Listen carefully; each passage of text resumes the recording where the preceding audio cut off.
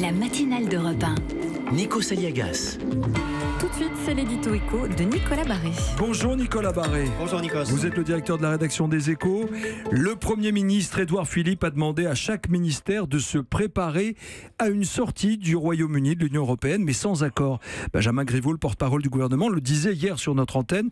Ce scénario du no deal inquiète vraiment les milieux économiques. Oui, parce qu'il y a un fossé gigantesque entre le discours politique des jusqu'au-boutistes du Brexit et la réalité. Les premiers ont fait croire n'importe quoi aux électeurs, par exemple qu'avec la sortie de l'Union européenne, la sécurité sociale britannique allait récupérer 350 millions de livres par semaine.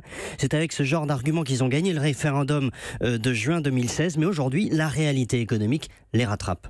Et ça veut dire quoi en substance, la réalité économique ? Ça veut dire que les chefs d'entreprise sont catastrophés. Alors les Britanniques, bien sûr, ils ne savent toujours pas dans quelles conditions ils pourront continuer à vendre leurs produits en Europe, mais les patrons européens aussi s'alarment. Nous allons commencer à mettre en place des plans d'urgence, a dit ce week-end le chef du patronat allemand. Pourquoi ? Parce que s'il y a des contrôles de marchandises aux frontières et des droits de douane, ce sera beaucoup plus compliqué, long, coûteux de travailler avec des fournisseurs britanniques.